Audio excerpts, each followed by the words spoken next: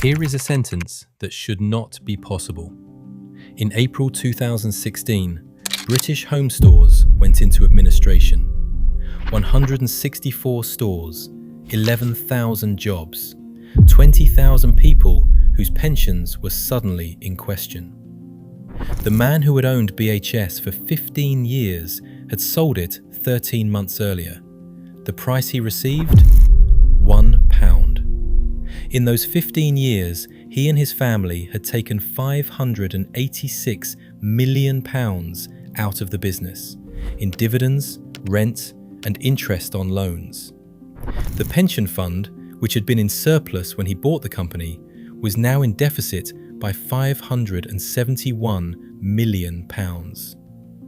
Parliament called it the unacceptable face of capitalism. 100 MPs voted to strip him of his knighthood. The buyer he sold it to for £1 had been declared bankrupt 3 times and had never worked in retail. This is the story of how a shop millions of Britons thought of as normal, safe, and permanent became a public example of retail decay, financial extraction, and pension betrayal, without most people realizing what was happening until the collapse was unavoidable. To understand it, we have to start where BHS started, because it wasn't Philip Green's creation, he was its last owner. And what it was before he got there is essential to understanding what he did with it. Because here's the first thing almost nobody remembers about British Home Stores. It wasn't started by Britons.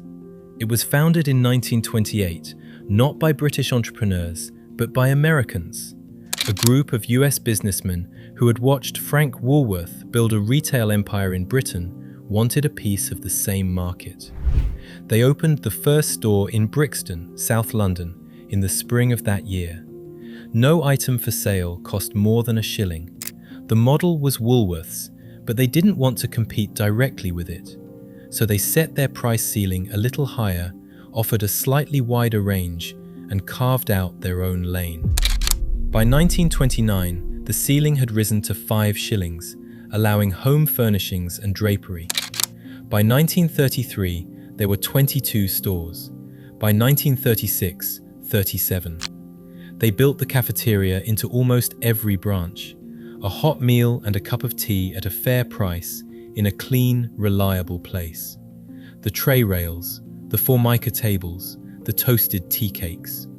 That wasn't just retail, that was a fixture of British daily life. After the war, BHS made a quiet but important decision. It stopped competing purely on price and pivoted to something harder to imitate: quality and value for money.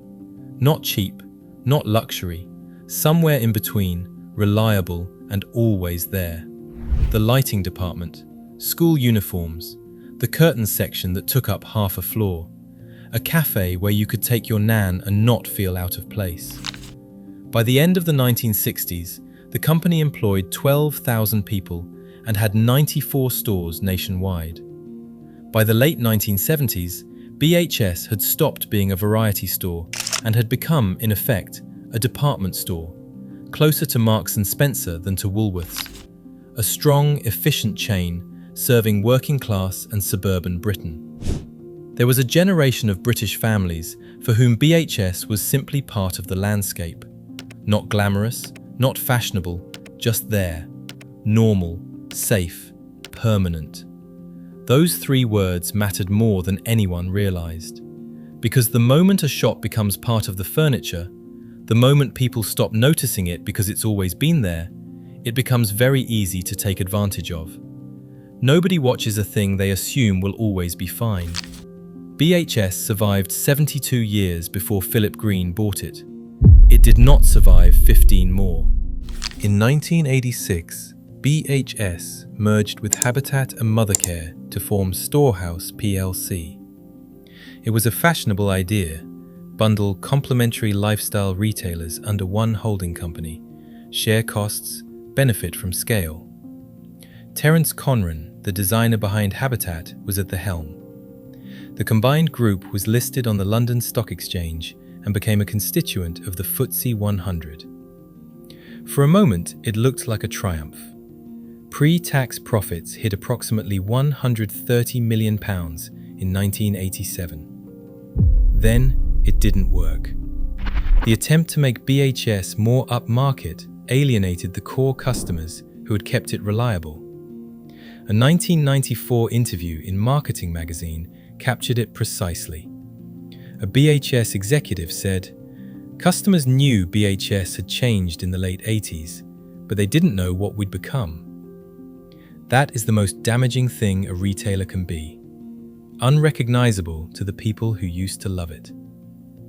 By 1989, Storehouse profits had collapsed to £11.3 million, from £130 million to £11.3 million in 2 years. The stock price followed. The FTSE-100 dream was over, almost as quickly as it had arrived. The 1990s brought a recovery of sorts. BHS cut costs, rationalized its suppliers, and rebuilt profits. But the recovery was built almost entirely on cost-cutting, not investment or growth. Revenues were flat for a decade. The stores were maintained, not transformed. And the fundamental question, what is BHS actually for in a retail landscape that keeps changing, remained unanswered. When Philip Green came along in May 2000, buying BHS from what remained of Storehouse for £200 million, approximately £390 million in today's money, BHS needed fundamental reinvention. He took it private, delisted, out of public scrutiny, just him and the numbers. Philip Green was born in Croydon in 1952. His father died when Philip was 12. He left boarding school at 15 with no O-levels and went to work for a shoe importer in East London. What followed was a 20-year apprenticeship in the unglamorous mechanics of retail. Importing goods, spotting margins, buying struggling businesses, doing deals other people didn't want. He was genuinely good at a very specific thing. Not building brands, not reinventing tired businesses, but reading a balance sheet, cutting costs, and pulling value out of what was already there. That skill made him very rich. It also defined exactly what he did to BHS. In his first few years at BHS, the numbers looked good. He cut costs, squeezed suppliers, improved margins. Tony Blair's government gave him a knighthood in 2006 for services to retail. But look at what those profits were actually built on. Revenues were fallen. The tangible fixed assets of the company, the stores, the infrastructure, declined in value from £430 million in 2000 to £183 million by 2014. He was extracting value from BHS, not creating it. Squeezing the existing business, not building a better one. There is a difference. And it matters enormously when you understand what was happening at the same time. In 2002, 2003, and 2004, BHS paid out dividends totaling £423 million to green family companies registered offshore, ultimately controlled by his wife Tina, based in Monaco. In today's money, that £423 million is approximately £800 million. The pension fund, in surplus when he bought BHS, was already sliding into deficit. By 2003, it was £76 million in the red. By 2004, £80 million. Nobody stopped the dividends. In 2001, he sold 10 BHS stores to a Jersey-registered company owned by Lady Green for £106 million. BHS was now paying rent to its own owner's family for stores it used to own outright. In 2009, the family restructured again. BHS was moved into a new subsidiary, Tavita Investments No. 2, which took out a £200 million loan from 3 companies owned by Lady Green, registered offshore at 8% interest. BHS was now paying interest on a loan from its own owner's family. That same year, BHS began paying administration costs to the Arcadia Group at double the previous rate. Between 2009 and 2015, BHS paid Arcadia £295 million for those services. At the old rate, that would have been roughly £147 million. These are not allegations. They are documented findings from the parliamentary inquiry, drawn from company accounts and legal testimony. The money was flowing one way, and the company was running out of it.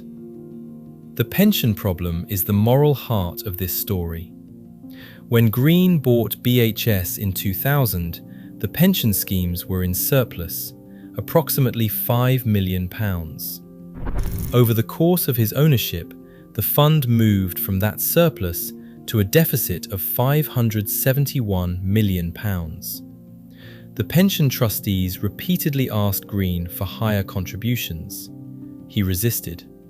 The parliamentary inquiry found that the primary reason the situation went unresolved was Green's own resistance to the pensions regulator's requests. In 2014, a rescue plan internally called Project Thor was considered, a £110 million injection that might have stabilised the pension position. It was not carried through. Think about who was on the other side of this. The 20,000 members of the BHS pension schemes were not financiers. They were shop workers, store managers, warehouse staff, people who had done their part, turned up, worked hard, paid in, and been promised something in return. While the pension moved into a £571 million deficit, the Green family were receiving hundreds of millions in dividends and rental income, offshore, tax-free.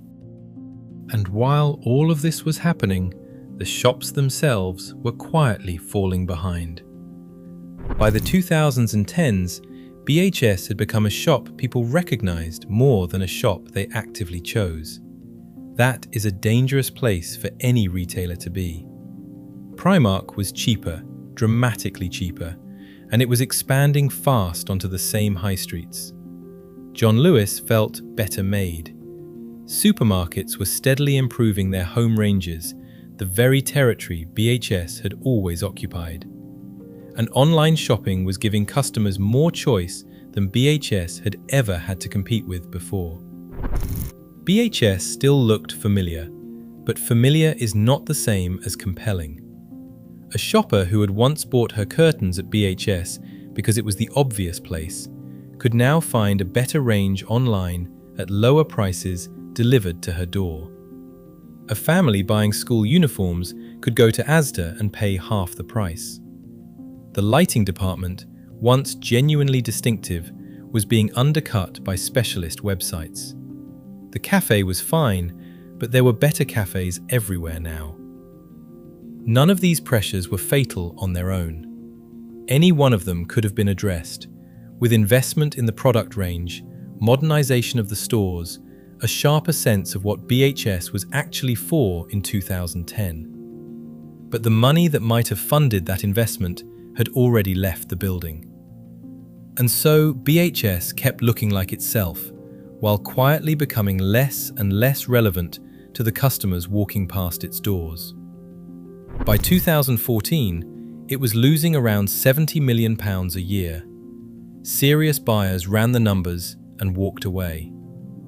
In March 2015, Green announced the sale of BHS to a company called Retail Acquisitions Limited. The price? £1. The majority owner of Retail Acquisitions was a man named Dominic Chappell. He had been declared bankrupt 3 times. He had no retail experience. He was a former racing driver, Formula 3, Le Mans, none of it finishing. who had been a director of various failed companies. His most recent venture before BHS had been a housing development on the Isle of Wight. The parliamentary inquiry found it was inconceivable that Green had not known Chappell was manifestly unsuitable. Goldman Sachs, which advised on the deal, had told Green's team about the bankruptcy history. Green pressed ahead. Parliament concluded the fate of BHS was sealed on the day it was sold. The sale itself was the confession, not a business transaction, an exit. BHS was no longer being treated as a company worth saving. The £1 was not a bargain. It was a signal. The company had been abandoned. Within 3 months of taking control, Chappell had extracted £1,789,250 from BHS, despite having agreed to inject capital as part of the deal. He moved £1.5 million to a company owned by a friend. The chief executive of BHS demanded it back. It was returned, minus £50,000 in bank fees. By his own admission, he extracted £2,627,643 in total across the 13 months he owned BHS. A High Court judge would later say Chappell had tried to plunder the BHS group whenever possible.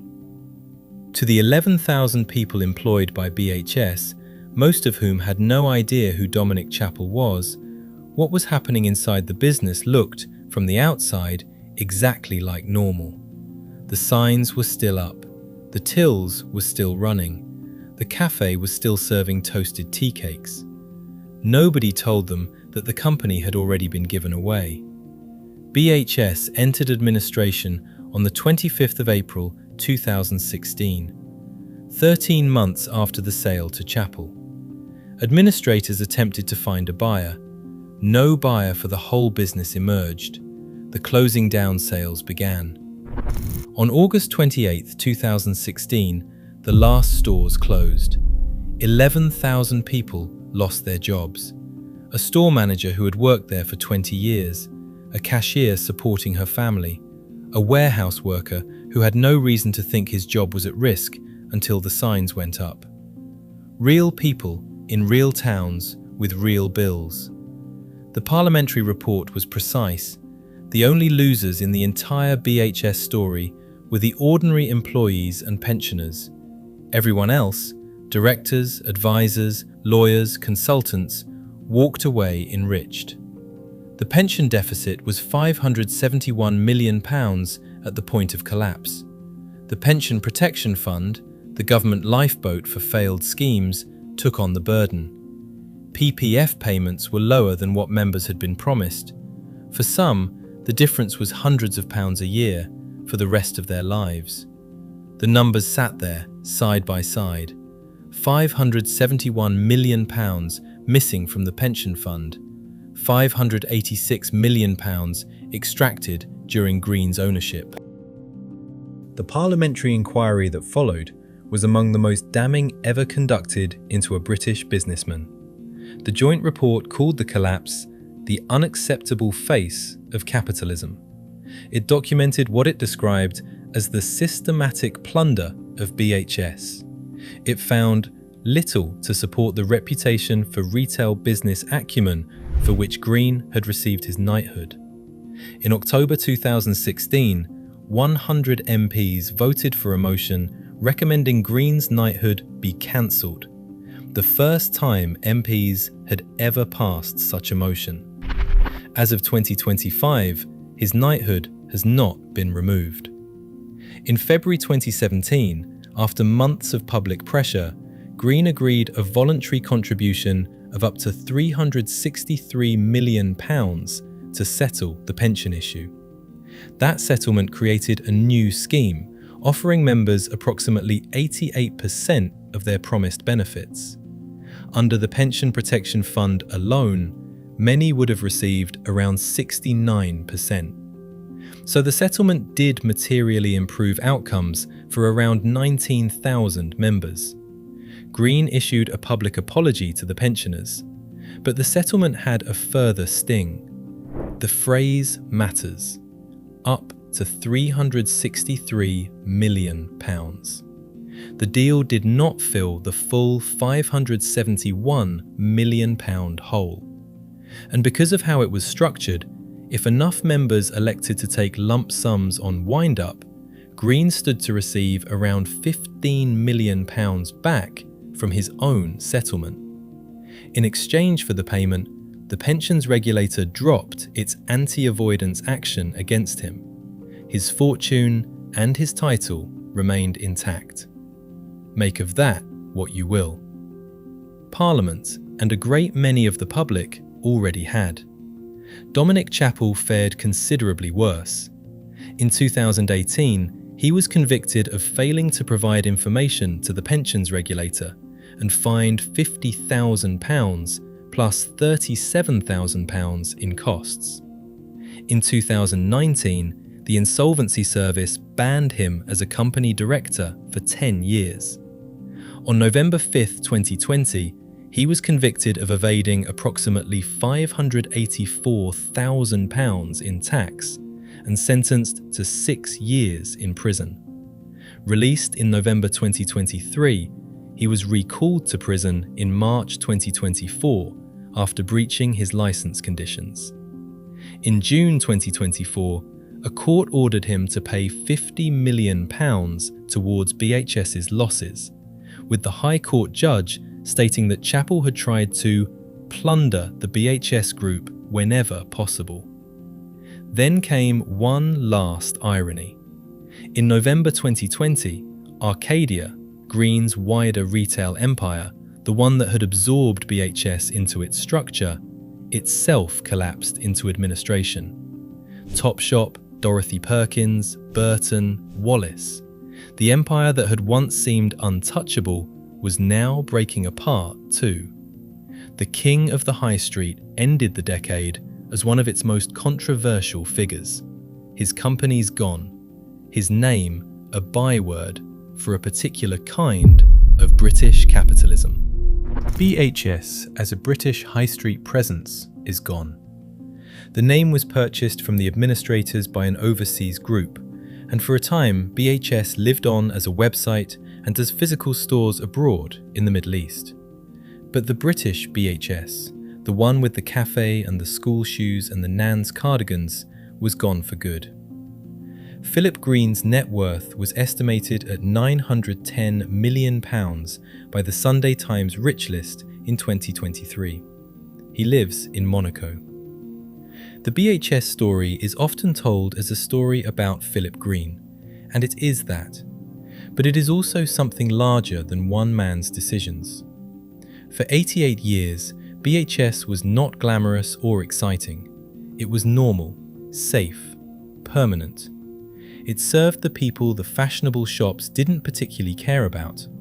And that dependability, that feeling that it would always just be there, was the thing that made it so easy to hollow out in plain sight. The extraction happened behind closed company accounts, in offshore vehicles, in intercompany loan agreements that most people would never read. And because BHS kept looking like itself on the outside, the same signs, the same layout, the same toasted tea cakes, nobody raised the alarm until it was already too late. Britain mistook familiarity for safety. BHS looked ordinary and dependable, exactly the kind of place nobody imagines could be in danger. That was precisely what made it so easy to hollow out. There is a number that haunts this whole story. Not the £571 million pension deficit, not the £586 million extracted. It's the £1. Because that single coin is the most honest figure in the entire saga. It is the precise value that the people at the top placed on an 88-year-old British institution, 11,000 jobs and 20,000 pensions at the moment they decided it was someone else's problem. Britain trusted BHS for 88 years.